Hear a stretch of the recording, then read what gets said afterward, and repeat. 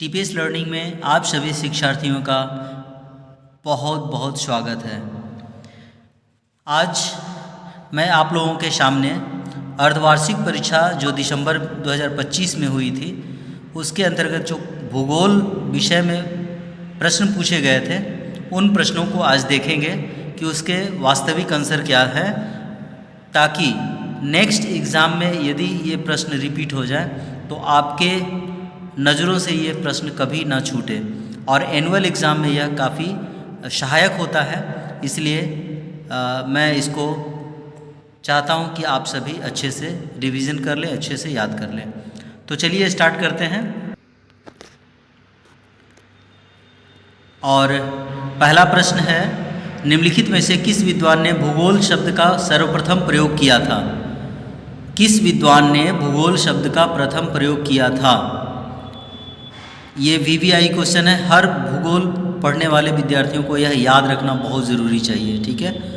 और हम उम्मीद करते हैं कि आप लोगों को भी याद होगा। इसका आंसर होगा इरेटोस्थेनेज। इरेटोस्थेनेज,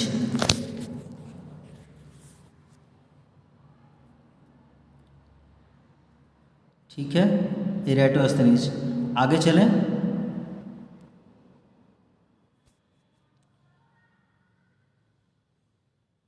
और दूसरा प्रश्न है, पृथ्वी पर जीवन निम्नलिखित में से लगभग कितने वर्ष पहले आरंभ हुआ था? पृथ्वी पर जीवन निम्नलिखित में से लगभग कितने वर्ष पहले आरंभ हुआ था? आप लोगों की सुविधा के लिए देखिए इस पेज के अंत में मैंने आंसर भी डाल रखा है। आप यहाँ से भी आंसर को कंफर्म कर सकते हैं, लेकिन आपको ये तब करना है जब आप ये वीडियो एक बार देख लें। फिर इसका पीडीएफ इसी वीडियो के डिस्क्रिप्शन में आपको मिल जाएगा, वहाँ से जाकर के पीडीएफ निकालें और चेक करें कि मैं जब ये क्लास किया तो इसके बाद हम पुनः कितने प्रश्नों को आंसर दे पाते हैं। और जो प्रश्न कठिन लगे उसे अपने कॉपी में नोट करें, ताकि उसे दोहराना आसान हो जाए और कम से कम समय में आप उस चीज़ को दोहरा सकेंगे, ठीक है। तो पृथ्वी पर जीवन निम्नलिखित में से कितने वर्ष पहले आरंभ हुआ था, यही प्रश्न था। तो इसका आंसर हो जाएगा 3 अरब 80 करोड़ वर्ष पहले। कितना वर्ष पहले? 3 अरब 80 करोड़ वर्ष पहले। अगले प्रश्न की ओर चलते हैं। और अगला प्रश्न है, भारत का क्षेत्रफल कितना है? भारत का क्षेत्रफल कितना है? 32.8 लाख वर्ग किलोमीटर। ये 32.8 लाख वर्ग किलोमीटर इसका एप्रोप्रिएट सही आंसर होगा। आप इसका सही आंसर ये याद रखें। चलिए अगले प्रश्न की ओर चलते हैं। और चौथा प्रश्न है, किस नदी के किनारे पटना स्थित है? किस नदी के किनारे पटना स्थित है? बहुत ही सिंपल क्वेश्चन पूछा गया था। हम उम्मीद करते हैं सभी बच्चे जानते होंगे, गंगा नदी के किनारे। Very good. नेक्स्ट, क्षेत्रफल की दृष्टि से विश्व में भारत का कौन सा स्थान है? क्षेत्रफल की दृष्टि से भारत का कौन सा स्थान है? तो 7वां स्थान है। यह भी बार बार परीक्षाओं में पूछा जाता है, इसलिए आप अच्छे से याद रख लें, सी, ठीक है। नेक्स्ट आगे। और ये छठा प्रश्न है, महाद्वीपीय विस्थापन सिद्धांत किसने दिया था? Very very important question. महाद्वीपीय विस्थापन सिद्धांत किसने दिया था? तो वेगनर ने दिया था, डाना ने दिया था, होम्स या डार्विन? तो इसका एप्रोप्रिएट आंसर होगा वेगनर। इसका एप्रोप्रिएट आंसर होगा वेगनर, ठीक है। नेक्स्ट आगे चले। चलिए अगला प्रश्न है, भूकंप का उद्गम केंद्र क्या कहलाता है? तो भूकंप का ये बहुत ही इजी है। जहाँ से उद्गम होगा, मतलब जहाँ से वो निकलेगा, तो जाहिर सी बात है केंद्र कहेंगे, ठीक है। तो केंद्र, भूकंप के उद्गम केंद्र क्या कहलाता है? केंद्र कहलाता है। चलिए आगे चलते हैं। और 8वां प्रश्न है, निम्नलिखित नदियों में से कौन सी उत्तर भारत में बहने वाली नदी है? कौन? कृष्णा, कावेरी, पेनार, यमुना? तो यमुना चूँकि दिल्ली में बहती है, इसलिए आप इसको इजी वे में कह सकते हैं कि उत्तर भारत की ये नदी है, बाद बाकी दक्षिण भारत की नदियां हैं। ठीक है, नेक्स्ट आगे 9वां प्रश्न है, रिंग ऑफ फायर किस महासागर में स्थित है? रिंग ऑफ फायर किस महासागर में स्थित है? आप आंसर याद करें, प्रशांत महासागर। रिंग ऑफ फायर किस महासागर में स्थित है? प्रशांत महासागर में। चलिए नेक्स्ट अगले प्रश्न की ओर चलते हैं। चलिए 10वां प्रश्न है, निम्नलिखित में से किस राज्य में से गंगा नहीं बहती है? तो उत्तराखंड से बहती है, हिमाचल प्रदेश से, उत्तर प्रदेश से, बिहार से। बताइए चारों में से। देखिए उत्तराखंड से तो ऑलरेडी निकलती ही है, उत्तर प्रदेश होते हुए आती है, बिहार में भी पटना होते हुए आती हैं, तो इसका अप्रोप्रिएट आंसर आ जाएगा हिमाचल प्रदेश। कौन सा आंसर हो जाएगा? हिमाचल प्रदेश। नेक्स्ट अगले प्रश्न की ओर चलते हैं, और ये वेरी वेरी इंपॉर्टेंट क्वेश्चन है यहाँ पर। आम्र बौछार किस राज्य से संबंधित है? आम्र बौछार को मानसून से पहले की वर्षा के रूप में भी जाना जाता है, तो आप बताएं कि क्या होगा? तो आम्र बौछार कहाँ होती है? बिल्कुल सही आंसर दिया, कर्नाटक। ठीक है, कर्नाटक। मानसून से पहले की वर्षा जो होती है वो कर्नाटक में होती है, और इसे आम्र बौछार के नाम से जाना जाता है। चलिए नेक्स्ट अगले प्रश्न की ओर चलते हैं, और 12वां प्रश्न है, निम्नलिखित में से कौन अपर्दन का कारक है? अपर्दन का कारक है। अपर्दन मतलब लगातार डिस्ट्रॉय होते रहता है। जैसे नदियों के किनारे क्या होता है, ज़्यादा बाढ़ आती है तो अगल बगल का भूमि जो है सो गिर पड़ता है, या पहाड़ों पर बहुत ज़्यादा बारिश होती है तो पहाड़ ढह जाते हैं, इसी को अपर्दन कहा जाता है। तो बहता हुआ जल, हिमनद, पवन या इनमें से सभी? बताइए अपर्दन का कारक कौन है? बहता हुआ जल बिल्कुल है, पवन इससे भी अपर्दन होता है, एक जगह से मिट्टी उठ के दूसरी जगह चली जाती है, खास करके रेगिस्तान वगैरह में। हिमनद, हिमनद मतलब हिम अर्थात बर्फ़, बर्फ़ के इधर उधर सरकने की वजह से भी बहुत सारी आकृतियाँ चेंज होती है पृथ्वी पर। तो ये इसका टोटल आंसर हो जाएगा, क्या आंसर होगा? इनमें से सभी। Very good. नेक्स्ट अगले प्रश्न की ओर चलते हैं, और 13वां प्रश्न है आपका, निम्नलिखित में से कौन सी नदी भ्रंश घाटी से बहती है? भ्रंश घाटी से बहती है।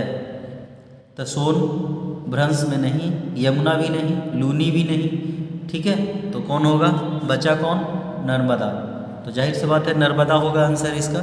वेरी गुड, आगे चलें। चलिए इसको जानते हैं, नॉर्वेस्टर। बीबीआई क्वेश्चन है ये। नॉर्वेस्टर निम्नलिखित में से किस राज्य में प्रभावी होता है? तो नॉर्वेस्टर किस राज्य में प्रभावी होता है आपको बताना है, और नॉर्वेस्टर को इसे काल बैशाखी के नाम से भी जाना जाता है। यह असम, पश्चिम बंगाल, उड़ीसा में प्रभावी होता है। यह वर्षा गरज के साथ बौछार पड़ती है, यानी गरज के साथ वर्षा होती है। ठीक है, तो कहाँ होती है आपको बताना है? असम में, गुजरात में, पंजाब में, गोवा में, कहाँ? आंसर याद करिए। असम में। कहाँ? नॉर्वेस्टर निम्नलिखित में किस राज्य में प्रभावी होता है? असम में। नॉर्वेस्टर किस राज्य में प्रभावी होता है? असम में। Very good.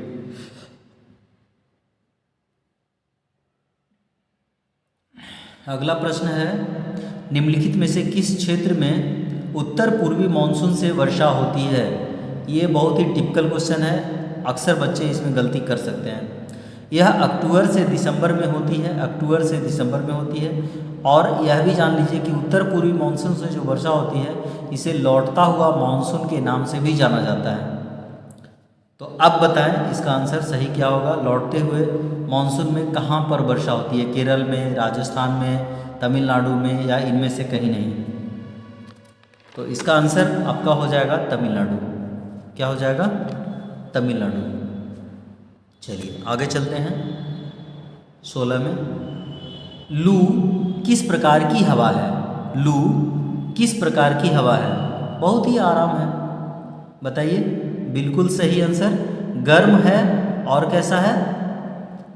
गर्म। लू मतलब तो गर्मी समझ में आ रही है आपको, लेकिन लू के साथ क्या है? शुष्क भी है। शुष्क मतलब उसमें रूखा सूखा लगता हो, ठीक है, उसको शुष्क बोलते हैं, मतलब उसमें नमी का मात्रा नहीं होता है, ऐसे पवन को शुष्क पवन कहते हैं, ठीक है। तो गर्म और शुष्क पवन, अर्थात आपका आंसर हो जाएगा सी। चलें आगे, गर्म और शुष्क। शुष्क समझ गए? देखिए शुष्क दो जगह, ठंडी, तो ठंडी और शुष्क तो होगा ही नहीं। पहला गर्म में आर्द्र का मतलब होता है ऐसी हवा जिसमें नमी की मात्रा ज़्यादा हो, और शुष्क मतलब ऐसी हवा जिसमें न जल की मात्रा बहुत ही कम हो या न के बराबर हो। चलिए आगे चलते हैं। नेक्स्ट, वायुमंडल की कौन सी परत मानव जीवन के लिए महत्वपूर्ण है? वायुमंडल की कौन सी परत मानव जीवन के लिए महत्वपूर्ण है? तो इसका एग्जैक्टली आंसर होगा, बताइए कौन सा हम लोग मंडल में रहते हैं? बिल्कुल सही जवाब, क्षोभ मंडल में।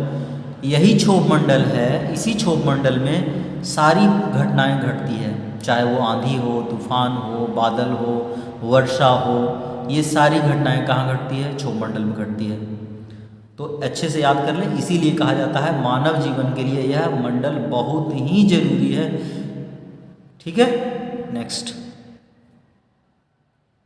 चलिए नेक्स्ट, निम्नलिखित में से कौन मृदा निर्माण का कारक है? निम्नलिखित में से कौन मृदा निर्माण का कारक है, यानी मृदा को बनने के लिए कौन कौन जवाबदेह है, बताइए आप। चट्टान के टूटने फूटने से भी मृदा बनती है, समय के ड्यूरेशन से भी बनती है, और जलवायु परिवर्तन से भी होता है, ठीक है। जलवायु भी इसमें कारक है, तो इसका एप्रोप्रिएट आंसर क्या हो जाएगा? डी हो जाएगा। क्या हो जाएगा? डी हो जाएगा। ओके, चले आगे।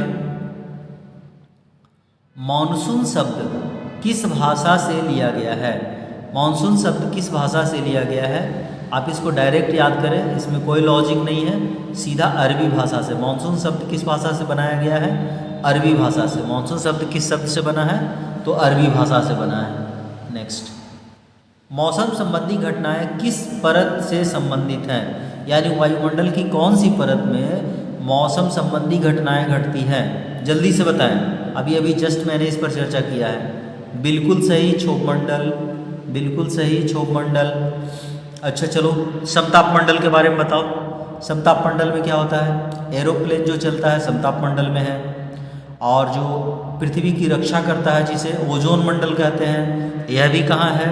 समताप मंडल में है, ठीक है, समताप मंडल में है। इसके बाद बहिर्मंडल में जो है वो जितने भी पृथ्वी से ग्रह उपग्रह भेजे जाते हैं, जो पृथ्वी का चक्कर लगा करके तरह तरह के मौसम से संबंधित या तरह तरह की जो जानकारियाँ देते हैं, वे सभी बहिर्मंडल में भेजे जाते हैं, ठीक है। तो नेक्स्ट आगे चलें। मंडल से क्वेश्चन अक्सर पूछता है, इसलिए इसको अच्छे से ध्यान में रखें। भारत में सर्वाधिक वर्षा किस मॉनसून से होती है? बहुत ही उम्दा क्वेश्चन है, बहुत ही अच्छा क्वेश्चन है। आप इसको आंसर हर हालत में आपको जानना चाहिए। तो बताइए, दक्षिण पश्चिम, उत्तर पूर्व, पूर्व पश्चिम, या इनमें से कोई नहीं? तो दक्षिण और पश्चिम के, कहाँ से? दक्षिण और पश्चिम। तो दक्षिण और पश्चिम में कौन सा राज्य है बताओ? एक दो राज्य का नाम बताओ। तो दक्षिण और पश्चिम में आपका तमिलनाडु, देख रहे हो, तमिलनाडु सबसे दक्षिण में हो गया, ठीक है। तो सबसे नहीं, दक्षिण और पश्चिम, यानी केरल साइड में देखो, कर्नाटक का कुछ एरिया देख सकते हो पश्चिम साइड का, मुंबई देख सकते हो, ठीक है। ये हो गया दक्षिण पश्चिम का एरिया। चलिए नेक्स्ट आगे चलते हैं। वायुमंडल में किस गैस को प्राणवायु कहा जाता है? वायुमंडल में किस गैस को प्राणवायु कहा जाता है? सबसे हल्का और इजी क्वेश्चन। प्राणवायु किसको कहते हैं? ऑक्सीजन। ऑक्सीजन के बिना क्या हम लोग रह सकते हैं? नहीं रह सकते, तो इसीलिए इसको प्राणवायु के रूप में जाना जाता है। नेक्स्ट, निम्नलिखित में से किस देश की भारत के साथ लंबी स्थलीय सीमा है? निम्नलिखित किस देश की, यानी यहाँ 4 देश का नाम दिया गया है, आपको बताना है किस देश की सीमा भारत के साथ सबसे लंबा रूप में जुड़ा हुआ है। चलिए जल्दी से बताइए। और ये है आपका आंसर बांग्लादेश। क्या है? बांग्लादेश। चलिए आगे।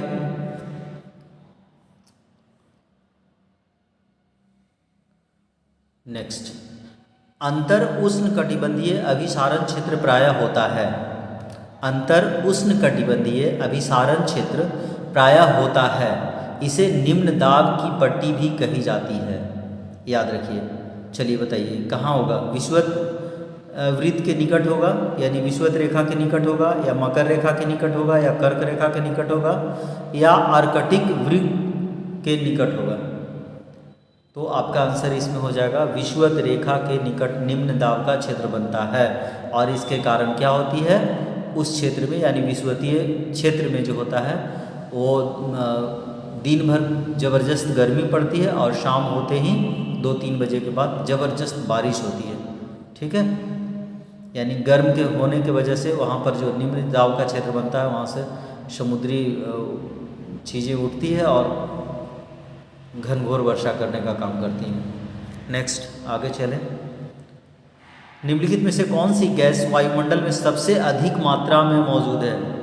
इसमें बच्चे अक्सर कंफ्यूज होंगे, कहेंगे कि ऑक्सीजन, बट ऑक्सीजन आपका आंसर बिल्कुल गलत होगा। आंसर होगा आपका nitrogen. Oxygen, argon, nitrogen, carbon dioxide, तो आपका नाइट्रोजन। ठीक है, पृथ्वी के सबसे नज़दीक यानी जिस पृथ्वी पर हम लोग रहते हैं वहाँ पर सबसे अधिक मात्रा में नाइट्रोजन गैस पाया जाता है। चलें आगे। निम्नलिखित में से कौन सा वायुमंडलीय परत में ओजोन परत स्थित है? अभी अभी मैंने चर्चा किया है, जल्दी से बताइए, जल्दी से बताइए। बिल्कुल सही। कौन सा? समतापमंडल। ठीक है, ओके, समतापमंडल। निम्नलिखित में से कौन सा वायुमंडलीय परत ओजोन परत स्थित होता है? तो समतापमंडल में, मैंने बताया था। चलिए नेक्स्ट आगे चलें। निम्नलिखित में कितनी ऊंचाई पर ऑक्सीजन की मात्रा नगण्य हो जाती है? नगण्य का मतलब पूर्णतः समाप्त हो जाती है या नहीं के बराबर होती है। तो आपके आंसर क्या होंगे? 90 किलोमीटर, 100 किलोमीटर, 150 किलोमीटर या 120 किलोमीटर? जल्दी से बताएं। 120 किलोमीटर, बिल्कुल सही। चलें आगे। निम्नलिखित में से कौन सी नदी बंगाल का शोक के नाम से जानी जाती है? तो बंगाल का शोक जो है वो दामोदर नदी को कहा जाता है। एक बार में एक लाइन में इसे याद रखें।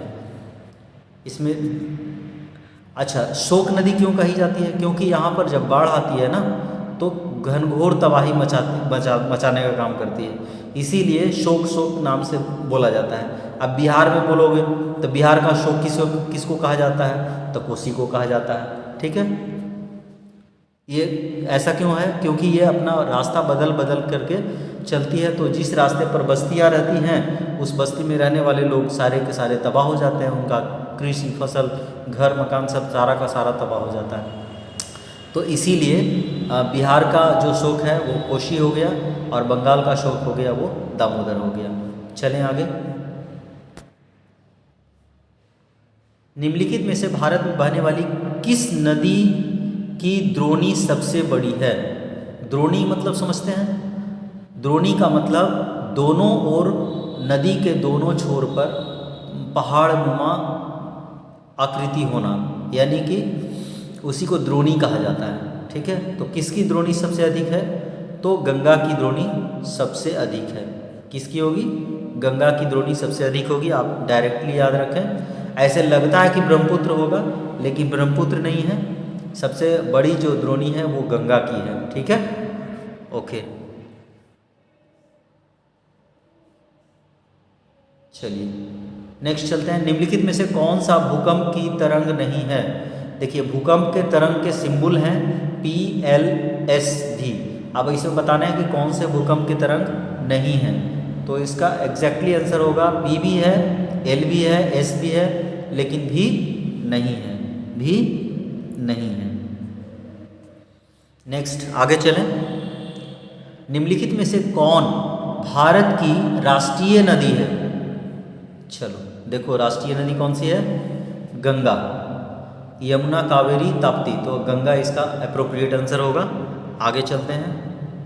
निम्नलिखित में से कौन भारत में बहने वाली अत्यधिक प्रदूषित नदी है? अब बताओ, गंगा थी, गंडक, सोन, गोदावरी, यमुना। तो गंगा, यमुना, सरस्वती, ये 3 है, याद रखते हो। तो गंगा के बाद जो यमुना का नाम आता है, यही यमुना जो है सबसे प्रदूषित नदी है। ठीक है, याद करना आसान हो गया। चले आगे, गंगा, यमुना, सरस्वती, यानी गंगा के बाद जो यमुना दूसरा नाम है वही है सबसे गंदा नदी भारत का। ठीक है, नेक्स्ट 33 में चलते हैं। निम्नलिखित नदियों में से कौन भ्रंश घाटी से होकर बहती है? भ्रंश घाटी से होकर बहती है। तो ताप्ती और नर्मदा, ये दोनों जो है सो भ्रंश घाटी से होकर के बहने वाली नदी है। तो ये आपका आंसर हो जाएगा ताप्ती भी और नर्मदा भी। जब दोनों आंसर सही है तो आपके आंसर होने वाले हैं सी। ठीक है, यानी ए और बी दोनों। ओके, नेक्स्ट, वायुमंडल में निम्नलिखित गैसों में से कौन सी गैस पाई जाती है? वायुमंडल में निम्नलिखित गैसों में से कौन पाई जाती है? कौन पाई जाती है? ऑक्सीजन पाई जाती है, कार्बन डाइऑक्साइड पाई जाती है, ओजोन वायुमंडल में पाई जाती है, या इनमें से सभी? तो वायुमंडल में सारे गैस पाए जाते हैं। अब वायुमंडल में कोई ऊपर है कोई नीचे है वो अलग मैटर है। ठीक है, तो आपके एप्रोप्रिएट आंसर क्या हो जाएंगे? इनमें से सभी। चलें आगे, निम्नलिखित में से किसे दक्षिण गंगा के नाम से जाना जाता है? यह वेरी वेरी इंपॉर्टेंट क्वेश्चन है, BBIM मैंने लगाया है इसको, ये अच्छे से याद करके रखें। तो इसका आंसर हो जाएगा गोदावरी। एक लाइन में इसको याद रखें, दक्षिण गंगा के नाम से गोदावरी नदी को जाना जाता है। गंगा गोदावरी, ठीक है, दक्षिण गंगा गोदावरी को कहा जाता है। ओके, नेक्स्ट, पृथ्वी के कितने प्रतिशत क्षेत्र में महासागरों का विस्तार है? तो महासागरों का विस्तार कितना है? कुछ लोग बोलेंगे 70 नहीं, आपका एप्रोप्रिएट आंसर है 71%। पृथ्वी के 71% जो भाग हैं वो महासागर हैं इसमें, अब बाद बाकी 29% जो है वो भूमि है। चले आगे,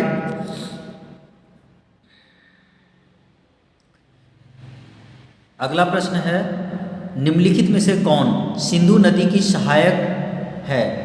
तो सिंधु की सहायक कौन होगी? रावी, ब्यास, सतलज, या इनमें से सभी? बताइए। तो अब देखिए, रावी भी सहायक नदी लग रही है, सतलज भी लग रही है और ब्यास भी लग रही है। तो जाहिर सी बात है इसका आपका एप्रोप्रिएट आंसर क्या होगा? इनमें से सभी। चले, ओके, अगला 38वां प्रश्न है, किस राज्य में प्रचुर मात्रा में खनिज संपदा पाई जाती है? सबसे इजी क्वेश्चन, झारखंड। सबसे इजी क्वेश्चन है झारखंड। किस राज्य में प्रचुर मात्रा में खनिज संपदा पाई जाती है? तो आपका आंसर होगा झारखंड। आगे, निम्नलिखित नदियों में से कौन अरब सागर में गिरती है? कौन है जो अरब सागर में गिरती है? नर्मदा, ताप्ती, या दोनों? तो ये दोनों की दोनों जो है अरब सागर में गिरती है। ये वेरी वेरी इंपॉर्टेंट क्वेश्चन है। बाद बाकी जितनी भी नदियां हैं ज़्यादातर बंगाल की खाड़ी में ही गिरती हैं। ठीक है, तो इसलिए ये वेरी वेरी इंपॉर्टेंट क्वेश्चन है। आप अच्छे से याद रखें कि नर्मदा और ताप्ती दो ऐसी नदियां हैं जो अरब सागर में गिरती है, यानी पश्चिम की ओर ये बहती हैं। ठीक है, नेक्स्ट, किस प्रक्रिया के द्वारा लोहे का लाल रंग पीले रंग में परिवर्तित होता है? विभंग के द्वारा, ऑक्सीकरण के द्वारा, तनाव से, या संपीड़न से? तो इसका एप्रोप्रिएट आंसर होगा ऑक्सीजन से, ऑक्सीकरण से, ऑक्सीजन से नहीं, ऑक्सीकरण से। क्या होगा? ऑक्सीकरण से। ओके, नेक्स्ट, निम्नलिखित में से किस राज्य में बाढ़ एक बड़ी समस्या है? बताइए, बाढ़ कहाँ आती है? बिहार में आती है, बिल्कुल सही आपने बताया। असम में भी आती है क्या? जी हाँ, असम में भी ब्रह्मपुत्र नदी जो है सो तबाही लाती है, इसलिए इसका आंसर होगा क्या? सी। ठीक है, नेक्स्ट, हिमालय की सबसे ऊंची चोटी कौन है? हिमालय की सबसे ऊंची चोटी कौन है? कंचनजंगा है, डोडा बेटा है, माउंट एवरेस्ट है या माउंट आबू है? तो आपको बता दें इसका आंसर होगा माउंट एवरेस्ट। बिल्कुल सही जवाब आप लोगों ने दिया है। और कंचनजंगा जो कुछ बच्चे बता रहे हैं, मैं बता दूं कि कंचनजंगा भारत की सबसे ऊंची चोटी है। अगर पूछेगा हिमालय की सबसे ऊंची चोटी तो क्या बताएंगे? Mount Everest. बोलेगा भारत की सबसे ऊंची चोटी तो कंचनजंगा। कोई दिक्कत नहीं। आगे चलते हैं। निम्नलिखित में से कौन सी नदी बंगाल की खाड़ी में नहीं गिरती है? बंगाल की खाड़ी में कौन नहीं गिरती है? जल्दी से बताइए। ये मैं बता चुका हूँ पहले भी, ये मैं पहले भी बता चुका हूँ। बिल्कुल सही, गोदावरी। गोदावरी जो है बंगाल की खाड़ी में नहीं गिरती है, बंगाल की खाड़ी में नहीं गिरती है। देखिए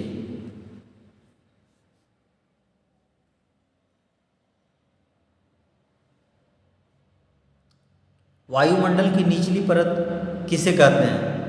देखिए यह प्रश्न कितना इम्पोर्टेंट है, इस बात से आप अनुमान लगाइए। यह प्रश्न तीसरी बार पूछा जा चुका है। समझ जाइए यह प्रश्न कितना इम्पोर्टेंट है। इसी प्रश्न के बारे में पूछा गया था कि हम लोगों के लिए सबसे इम्पोर्टेंट मंडल कौन सा है? तो जल्दी से बताइए, समताप मंडल, क्षोभ मंडल, आयन मंडल या मध्य मंडल? आपका आंसर क्षोभ मंडल होगा। बिल्कुल सही। चलें आगे। चलिए अगला। किस नदी की किस अवस्था में जल प्रपात का निर्माण होता है? तो ये बताइए, कोई भी निर्माण होगा कब होगा? जब वो जवान रहेगा तभी ना कुछ नया करेगा। तो जाहिर सी बात है इसका आंसर आपका क्या देंगे? युवा अवस्था। जब नदी युवा अवस्था में होती है, यानी उसमें जब ज़्यादा मात्रा में जल रहता है, ज़्यादा मात्रा में पानी का बहाव हो रहा होता है, उस समय वो जल प्रपात का निर्माण करती है। ठीक है, नेक्स्ट। निम्नलिखित में से कौन सी नदी की युवावस्था से संबंधित है? अब युवावस्था से संबंधित कौन सा नदी है, मतलब क्या बना है? वी सर्प बना है, डेल्टा बनता है, या जलोढ़ पंख बनता है, या गार्ज बनता है? चलिए देखिए, एक एक इम्पॉर्टेंट जगह से दो दो क्वेश्चन बनाए गए हैं, तो याद रखिए। गॉर्ज। निम्नलिखित में से कौन नदी की युवावस्था से संबंधित है? यानी नदी की युवावस्था से गॉर्ज का निर्माण भी होता है, यानी गॉर्ज बनाता है वो। ठीक है, नेक्स्ट। किस स्थलाकृति का निर्माण वायु अपर्दन से होता है? वायु के अपर्दन से क्या बनता है? यारडांग बनता है, जीवगेन बनता है, छत्रक शिला बनता है, या इनमें से सभी बनते हैं? बताइए।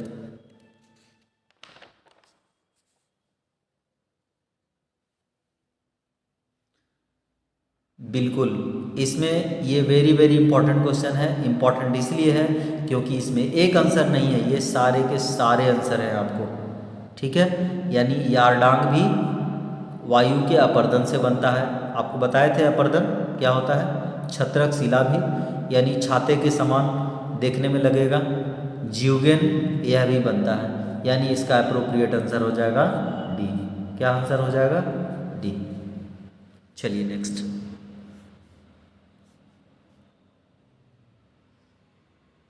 किस नदी को बिहार का शोक कहा जाता है? देखो आ गया। किस नदी को बिहार का शोक कहा जाता है? जल्दी से बताइए। अब इसमें मैं नहीं बताऊंगा। गंडक, कोसी, सोन, बागमती। बिल्कुल सही, कोसी नदी। आपका रिपीट क्वेश्चन हो गया।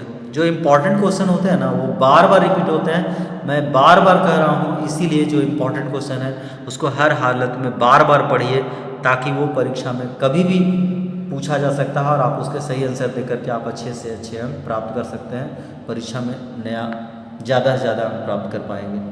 नेक्स्ट, चिल्का झील किस राज्य में है? बहुत ही अच्छा और पॉपुलर क्वेश्चन है, अक्सर परीक्षाओं में पूछा जाता है ये।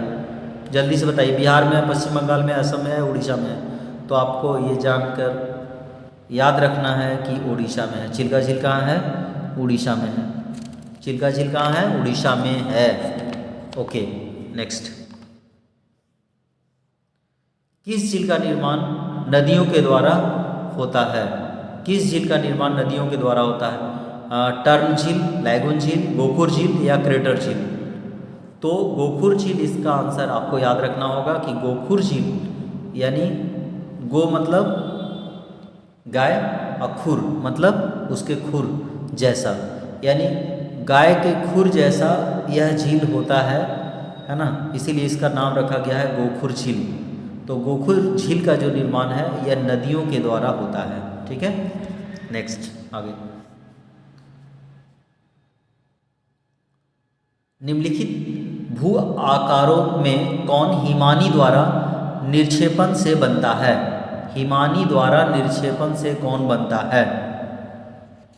शार्क, हॉर्न, हिमनद घाटी या एस्कर? तो आपके आंसर हो जाएंगे एस्कर। क्या होंगे? एस्कर। आपको याद रखिए हिमानी द्वारा निक्षेपण, अभी अभी निक्षेपण से कितने क्वेश्चन हो गए? 2-3 क्वेश्चन हो गए, है ना। वायु अपर्दन से कितना हो गया, हिमानी अपर्दन से कितना हो गया, निक्षेपण से कितना हो गया। तो हिमानी निक्षेपण से एस्कर की आकृति बनती है भूमि पर। ठीक है, ये अच्छे से याद रखिए। ये तीनों आकृतियों के बारे में वर्णन क्वेश्चन पूछ लिया गया यहाँ पर। नेक्स्ट, निम्नलिखित में से किस अंश पर 21 जून को दोपहर सूर्य की किरणें सीधी पड़ती हैं? बताइए। तो 21 जून को, जैसा कि हम सभी लोग जानते हैं कि भारत में सबसे बड़ा दिन बनता है। क्या बनता है? भारत में सबसे बड़ा दिन होता है, और जून का जैसे ही बोलेंगे तो गर्मी का दिन होता है। तो इसमें आप बताएं कि क्या होगा आंसर, एप्रोप्रिएट आंसर, जल्दी से बताइए। विषुवत तो होगा नहीं, ठीक है। क्या होगा? 23.5 डिग्री, हाँ, कर्क रेखा, उत्तर दक्षिण नहीं, ठीक है। तो ये वाला कर्क रेखा भारत के बीचों बीच गुजरती है, जो कि 23.5 डिग्री पर है। तो आपका आंसर सही है, ठीक है। नेक्स्ट आगे। चीज़ों को याद रख, केवल एक बार रटो नहीं, समझना जरूरी होता है। रटोगे तो भुला जाओगे, समझोगे तो याद रहेगा, ठीक है। अगर चीज़ें अच्छी लगे तो उसे बार बार देखें, बार बार समझने का प्रयास करें, वीडियो को स्टॉप कर लें, फिर उस पर चिंतन मनन कर लें, फिर आगे बढ़ें, कोई बात नहीं है। निम्नलिखित में से कौन भारत का मानक देशांतर है? भारत का मानक देशांतर क्या है? तो हम लोग ईस्ट में हैं कि वेस्ट में हैं? पूरे वर्ल्ड में सोचो जरा। हम लोग वेस्ट में नहीं हैं, हम लोग ईस्ट में आते हैं, ठीक है। अच्छे से याद रखिए 82 डिग्री, क्या याद रखना है? 82 डिग्री, 82 डिग्री 30 इंच, ठीक है। तो आपका अप्रोप्रिएट आंसर ये होगा, और वेरी वेरी इंपॉर्टेंट क्वेश्चन है, आप इसको अच्छे से याद रखें, अच्छे से याद रखें। 82 डिग्री, 82 डिग्री कम से कम याद रखो, और 82 डिग्री के साथ ईस्ट याद रखोगे तो ये ऑटोमेटिकली आपको याद रहेगा, ठीक है। तो 82 डिग्री 30 इंच। नेक्स्ट, अगली प्रश्न की ओर चलते हैं। निम्नलिखित में से किस शहर में दिन सबसे लंबा होता है? अलग टाइप का क्वेश्चन है। भारत में ऐसा कौन सा शहर है जहां पर दिन सबसे लंबा होता है, यानी दिन, डे का जो टाइम होता है वो सबसे ज़्यादा होता है? बहुत ही बढ़िया क्वेश्चन है, तो याद रख लीजिए चंडीगढ़। क्या? चंडीगढ़। अब चंडीगढ़ के बारे में कुछ और बता देते हैं। चंडीगढ़ 2 राज्यों की राजधानी के रूप में जानी जाती है, ठीक है। किसका किसका, ये आपको कमेंट में करके बताना है, ठीक है। हाँ, पता कीजिए और कमेंट करके लिखिए, ये आपके लिए मैं छोड़ देता हूँ। निम्नलिखित में से किस राज्य में लोकतक झील स्थित है? केरल में, उत्तराखंड में, मणिपुर में या राजस्थान में? तो आपका आंसर क्या होगा, जल्दी बताइए। केरल, मणिपुर, उत्तराखंड, राजस्थान, मणिपुर। आपका आंसर होगा मणिपुर। नेक्स्ट आगे चले। निम्नलिखित में से किस राज्य को सूर्योदय का प्रदेश कहा जाता है? अब सूर्योदय का प्रदेश का मतलब क्या हुआ? सूर्योदय के प्रदेश का मतलब होता है सूरज सबसे पहले उस प्रदेश में दिखाई पड़ता है, यानी भारत का ऐसा कौन सा राज्य है जहां पर सूरज सबसे पहले दिखाई पड़ता है? यही आपसे प्रश्न पूछा जा रहा है, ठीक है। तो क्या होगा? अरुणाचल प्रदेश। क्या होगा? अरुणाचल प्रदेश। क्यों? क्योंकि अरुणाचल प्रदेश भारत का सबसे पूर्वी राज्य है। ओके, चले, डायनासोर का युग किस भूवैज्ञानिक अवधि में था? बहुत ही बढ़िया क्वेश्चन। डायनासोर, इसकी फिल्म भी आप लोग को दिखलाया गया था। डायनासोर का युग किस भूवैज्ञानिक अवधि में था? तो ये जुरासिक, एकदम से सीधा याद रखिए, जुरासिक पार्क आप फिल्म का नाम भी रखा गया है, आप इसके हिसाब से आप इसको याद रख सकते हैं। चलिए नेक्स्ट, निम्नलिखित में से कौन सबसे कठोर खनिज है?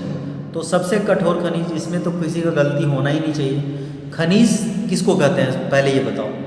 खनिज जो पृथ्वी से खन के निकाला जाता है, सिंपल सी बात है, ठीक है। जो खन के निकाला जाए उसे खनिज कहते हैं, ठीक। या जो ज़मीन से निकाला जाए उसे खनिज कहते हैं, ओके। तो ज़मीन से क्या क्या निकलता है? जिप्सम, टोपाज, टॉल्क, हीरा सब निकलते हैं। तो हीरा जो है सबसे कठोरतम खनिज है, ये आपका एप्रोप्रिएट आंसर होना चाहिए।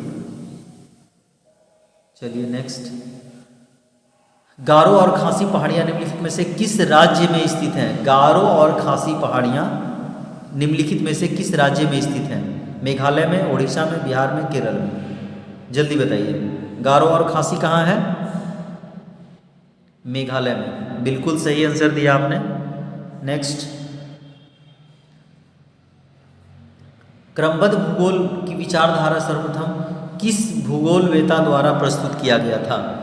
क्रमबद्ध भूगोल की विचारधारा सर्वप्रथम किस भूगोलवेता के द्वारा प्रस्तुत किया गया था? तो कॉर्ल रीटर के द्वारा, हार्टशॉर्न के द्वारा, हेटनर के द्वारा या हम्बोल्ट के द्वारा? चलिए हम्बोल्ट के द्वारा याद रखें। इसको याद रखना बहुत ही आसान है, कैसे? तो हम्बोल्ट में बोल्ट भी है, हम है और बोल्ट है, ठीक है, दोनों मिला दो तो बन गया हम्बोल्ट। ओके नेक्स्ट, हम्बोल्ट याद रखना आसान है, कोई दिक्कत नहीं है, आप याद रखेंगे। चलिए अगले प्रश्न की ओर चलते हैं। 61वां प्रश्न है, निम्नलिखित में से कौन सी गैस सौर विकिरण के लिए पारदर्शी है? सौर विकिरण के लिए पारदर्शी है मतलब सूर्य की किरण के लिए पारदर्शी है, तथा पार्थिव विकिरण के लिए अपारदर्शी है। अब सौर विकिरण जो है, सौर विकिरण का मतलब होता है लघु तरंग दैर्ध्य, जबकि पार्थिव विकिरण का मतलब होता है ग्रीन हाउस गैस या दीर्घ तरंग गैस, ठीक है। अब आपको बताना है कि कौन सा ऐसा गैस है, तो आपका आंसर हो जाएगा कार्बन डाइऑक्साइड। कार्बन डाइऑक्साइड ऐसा गैस है जो पार्थिव विकिरण के लिए अपारदर्शी है, मतलब उसको वो पार नहीं कर पाता है, ठीक है। ओके नेक्स्ट, सुनामी निम्नलिखित में किस क्षेत्र में आता है? भूपरपट्टी पर आता है, भूपरपट्टी मतलब जमीन पर आता है सुनामी, सागर तल माने सागर, वायुमंडल मतलब हवा में, या अंतरिक्ष में, आकाश में, कहाँ आता है बताओ? बिल्कुल आसान क्वेश्चन, सभी लोगों ने सही जवाब दिए हैं। ओके नेक्स्ट, टी लाइट किस प्रकार का शैल है? टी लाइट किस प्रकार का शैल है? रूपांतरित शैल है, अवसादी है, आग्नेय है, या इनमें से कोई नहीं? टी लाइट किस प्रकार का शैल है? तो आपको याद रखना है अवसादी चट्टान है। कैसा चट्टान है? अवसादी चट्टान है। नेक्स्ट, अच्छा चट्टान के बारे में आपको हर तरह से जानना है। रूपांतरित चट्टान किसे कहते हैं, आग्नेय चट्टान किसे कहते हैं, अवसादी चट्टान किसे कहते हैं, है ना। तो रूपांतरित मतलब जिसके रूप में परिवर्तन हो जाए, किसके आधार पर? दाब, समय और हीट के आधार पर, ठीक है। आग्नेय चट्टान जो ये हुआ वोल्केनो अर्थात ज्वालामुखी फटी, वहाँ उसमें से लावा निकल के ऊपर आकर के और वो धीरे धीरे जम गया और इस तरह से जो चट्टान बना आग्नेय चट्टान के रूप में जाना जाता है। अवसादी चट्टान यानी अवसाद मतलब होता है क्या? गाद। समुद्र के किनारे जाओ बहुत सारे गाद रहते हैं, ठीक है। तो इस तरह से जो लगातार जमते केवल समुद्र की छाई नहीं, समुद्र के किनारा नहीं, मतलब कुछ भी लगातार जमते वो कुछ समय के बाद, बहुत समय लंबे अंतराल के बाद वो चट्टान में परिणित हो जाते हैं और इसे ही अवसादी चट्टान कहते हैं। ये बहुत ही सिंपल है, आप लिखें। नेक्स्ट, पर्वत निर्माण हेतु संवहन धारा सिद्धांत किसने दिया था? पर्वत के निर्माण यानी पर्वत को जो बनने का जो सिस्टम है उसमें संवहन धारा का सिद्धांत किसने दिया था? ये थोड़ा सा क्लिष्ट प्रश्न है, लेकिन मैं इसका आंसर बता देता हूँ। होम्स ने दिया था। आप इसको आराम से याद कर लीजिए। केवल पर्वत निर्माण हेतु संवहन धारा का सिद्धांत होम्स ने दिया था। किसने दिया था? होम्स ने दिया था। चलिए आगे चलते हैं। बिग बैंग सिद्धांत निम्नलिखित में से किससे संबंधित है? तो बिग बैंग सिद्धांत जो है ब्रह्मांड की उत्पत्ति से है। वेरी वेरी इंपॉर्टेंट क्वेश्चन है, आप इसको अच्छे से याद रखें। ब्रह्मांड की उत्पत्ति यानी जिस ब्रह्मांड में हम लोग निवास करते हैं, है ना, उस ब्रह्मांड की उत्पत्ति का सिद्धांत जो दिया गया है उसे बिग बैंग सिद्धांत के नाम से जाना जाता है। नेक्स्ट, निम्नलिखित में से कौन नवीन जलोढ़ मिट्टी है? नवीन जलोढ़ मिट्टी है, बताइए। नवीन, नवीन मतलब समझ रहे हैं, नया, और जलोढ़ मतलब जो खदरा के आया है ना। तो बताइए क्या होगा? खादर, बांगर, भाबर, इनमें से सभी। बिल्कुल सही, खादर। जो खदरा के आया है खादर, हाँ, थोड़ा पुराना हो जाएगा तो बांगर। ठीक है, इजी है, कोई दिक्कत नहीं। नेक्स्ट, निम्नलिखित में से कौन सी एक अनुक्रमिक प्रक्रिया है? निम्नलिखित में से कौन सी एक अनुक्रमिक प्रक्रिया है? बताइए। निक्षेप, ज्वालामुखीयता, पटल विरूपण या अपर्दन? ये थोड़ा क्लिष्ट प्रश्न है। चलिए इसका आंसर मैं ही बता देता हूँ। इसका आंसर होगा अपर्दन। ठीक है, अनुक्रमिक प्रक्रिया है, मतलब ये लगातार चलते रहता है, लेकिन ये क्रम से नहीं चलता है। ठीक है, और एक निश्चित गति से नहीं चलता। कब इसका अपर्दन का क्रिया होगा ये कहना मुश्किल है। ठीक है, इसीलिए इसको अनुक्रमिक प्रक्रिया के नाम से जाना जाता है। नेक्स्ट, आगे कहता है जलोयोजन प्रक्रिया निम्नलिखित में पदार्थों में से किसे प्रभावित करती है? जल योजन प्रक्रिया निम्नलिखित पदार्थों में से किसे प्रभावित करती है? ग्रेनाइट को, क्वार्टज को, चिकनी मिट्टी को या लवण को? जल्दी से बताइए। नहीं, आप लोग का आंसर बिल्कुल गलत हो रहा है। तो ये आपका आंसर बिल्कुल सही है। क्या? चिकनी मिट्टी। जल योजन की प्रक्रिया चिकनी मिट्टी में होती है। ठीक है, इसी को प्रभावित करती है। नेक्स्ट, आगे निम्नलिखित में से कौन सी लघु प्लेट नहीं है? लघु प्लेट नहीं है, इसका मतलब दीर्घ प्लेट है। प्रश्न को समझना सीखो। कहता है निम्नलिखित में से कौन सी लघु प्लेट नहीं है, मतलब दीर्घ प्लेट है। तो नजका लघु प्लेट है, फिलीपीन, अरबियन, ये सब लघु प्लेट है। अंटार्कटिक जो है यह आपका दीर्घ प्लेट है, मतलब लघु प्लेट नहीं है। आपका आंसर क्या हो जाएगा? अंटार्कटिक। ठीक है, ओके। नेक्स्ट, दक्कन ट्रेप की सेल समूह किस प्रकार की ज्वालामुखी उद्गार का परिणाम है? दक्कन ट्रेप की सेल समूह किस प्रकार, सेल मतलब पत्थर, सेल समूह किस प्रकार के ज्वालामुखी का उद्गार का परिणाम है? सिल्ड, मिस्र, प्रवाह या ज्वालामुखी कुंड? तो इसका आंसर हो जाएगा प्रवाह का है। ठीक है, यह क्या होगा आंसर? प्रवाह। नेक्स्ट, आगे चले। निम्नलिखित में से कौन आग्नेय चट्टान नहीं है? आग्नेय चट्टान नहीं है। तो देखिए, ग्रेनाइट क्या है? आग्नेय चट्टान है कि नहीं? बेसाल्ट भी है, ये है, ग्रेबो भी है, ये है। तो कौन नहीं है? तो कोयला। कोयला आग्नेय चट्टान नहीं है। सिंपल सी बात है। आप इस तरह से भी छाटने का जो जानोगे तो आसानी से छाटोगे, इसलिए हर चीज को जानने का प्रयास करना चाहिए। अगला प्रश्न है, भूगर्भ की जानकारी का प्रत्यक्ष साधन निम्नलिखित में से कौन है? भूगर्भ का मतलब भूमि के गर्भ यानी भूमि के नीचे की जानकारी को अगर पता करना है तो इसको हम किस आधार पर पता करते हैं? यही प्रश्न पूछा जा रहा है। नहीं, इनमें से कोई नहीं है। भूकंपीय तरंग से ऐसा नहीं होता है। ठीक है, भूकंपीय तरंग से ऐसा नहीं होता है, दाब से भी नहीं होता है, तापमान से भी नहीं होता है। यानी इनमें से कोई नहीं होगा। इसके लिए स्पेशल सिस्टम लगाया जाता है जिसके आधार पर स्पेशल मशीन के द्वारा भूगर्भ के अंदर जानकारी प्राप्त की जाती है कि इस भूमि में कहाँ पर कोयला है, कहाँ पर खनिज है, कहाँ पर सोना है, तांबा है, चांदी है, ये सब किस अवस्था में कहाँ पर अधिक मात्रा में मिलेंगे। तो ऊपर से इसको पता लगाने के लिए प्रत्यक्ष साधन नहीं है कोई, ठीक है। ये सभी भूकंपीय तरंग प्रत्यक्ष साधन नहीं है, ये सबसे कुछ नहीं पता चलेगा। नेक्स्ट आगे चलें तो इसका आंसर हो जाएगा इनमें से कोई नहीं। इसका आंसर क्या हो जाएगा? इनमें से कोई नहीं। नेक्स्ट, निम्नलिखित में से कौन एक रूपांतरित चट्टान है?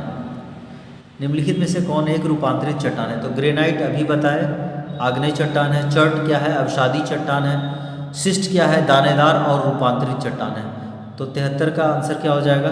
बी, शिस्ट। शिस्ट क्या है? रूपांतरित चट्टान है। और चूना पत्थर क्या है? अवसादी चट्टान है। ये सभी अवसाद से बनता है। चर्ट और चूना पत्थर अवसाद से बनता है, इसलिए अवसादी चट्टान के नाम से जाना जाता है। और ग्रेनाइट तो बताया ही है कि आग्नेय चट्टान है। सागर तल विस्तार की अवधारणा संबंधित है। सागर तल मतलब समुद्र का जो तल है वो विस्तार की अवधारणा किसने दिया है? हेस से, वेगनर से, हम्बोल्ट से या कांट से?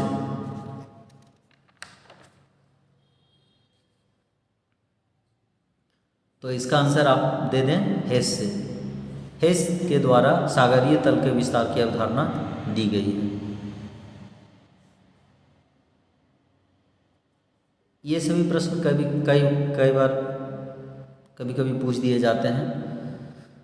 सतलज नदी निम्नलिखित में से किस झील से निकलती है? सतलज नदी निम्नलिखित में से किस झील से निकलती है? तो राक्षस ताल झील, ठीक है। राक्षस ताल उसका नाम है झील का, तो यहीं से सतलज निकलती है, ठीक है। नेक्स्ट आगे चलें। चलिए अगला प्रश्न है, निम्नलिखित में से कौन एक अवसादी चट्टान है? निम्नलिखित में से कौन एक अवसादी चट्टान है? बताइए। संगमरमर, नीस, चूना पत्थर, बैसाल्ट। तो चूना पत्थर अवसादी चट्टान है, अभी जस्ट इसके पहले बात किए हैं। नेक्स्ट, चंबल नदी किस पठार से निकलती है? चंबल नदी किस पठार से निकलती है? याद रखिए इसको, एक वन शॉट क्वेश्चन याद रखिए, मालवा के पठार से निकलती है। चंबल नदी मालवा के पठार से निकलती है। निम्नलिखित में से कौन खनिज नहीं है? निम्नलिखित में से कौन खनिज नहीं है? क्वार्टज, ग्रेनाइट, पायरॉक्सिन या अब्रक? बताइए इसमें से कौन है जो खनिज नहीं है, मतलब जमीन से नहीं निकाला जाता है? ग्रेनाइट। आंसर क्या हो जाएगा आपका? ग्रेनाइट। क्या है बता चुके हैं आपको। चलिए नेक्स्ट आगे। निम्नलिखित में से कौन सा स्थल मंडल का वर्णन करता है? निम्नलिखित में कौन सा स्थल मंडल का वर्णन करता है? ऊपरी व निचले मेटल, भूपटल व क्रोड, भूपटल व ऊपरी मेटल, मेटल व क्रोड। देखिए भूपटल होगा ये तो पक्का है, क्योंकि भूपटल मतलब पृथ्वी का ऊपरी पटल। अब क्रोड का मतलब होता है एकदम मध्य का, यानी पृथ्वी के बीच का, तो ये तो होगा नहीं। तो ये सबसे सिंपल आसान, देखिए इस तरह से समझ के जब आप आंसर करेंगे ना तो बिल्कुल आसानी से आंसर कर पाएंगे, ठीक है। ऊपरी मेटल, ओके। अगला प्रश्न है, बृहद प्लेटों की कुल संख्या कितनी है? बृहद प्लेटों की कुल संख्या कितनी है? तो बृहद प्लेट एकदम वीवीआई क्वेश्चन है, इसके बाद इससे प्लेटों संबंधित कई बार क्वेश्चन पूछे जाते हैं, तो इसका आप याद कर ले। कितना है? 7। बृहद प्लेटों की कुल संख्या कितनी है? 7। बृहद प्लेटों की कुल संख्या कितनी है? 7, ठीक है। तो इसके साथ यहाँ पर आपको लगभग सारे क्वेश्चन समाप्त हो जाते हैं। सारे क्वेश्चन समाप्त हो जाते हैं, 80 प्रश्न हो जाते हैं। अब इसके आगे जो है ये जितने भी ये क्वेश्चन हैं इसको आप PDF से निकाल करके आप देख सकते हैं और इसके आंसर को आप लिखने का प्रयास करें। ठीक है, यदि हमारा यह प्रयास अच्छा लगा है तो कृपया इसे लाइक करें, सब्सक्राइब करें और अपने दोस्तों को भी शेयर करें ताकि वो आसानी से इन चीज़ों को समझ सकें और ज़्यादा से ज़्यादा आपकी तरह मेधावी हो सकें और कहीं ना कहीं कंपटीशन में भी आप अपना स्थान ला सकें और अपनी पहचान स्थापित कर सकें। ठीक है, धन्यवाद।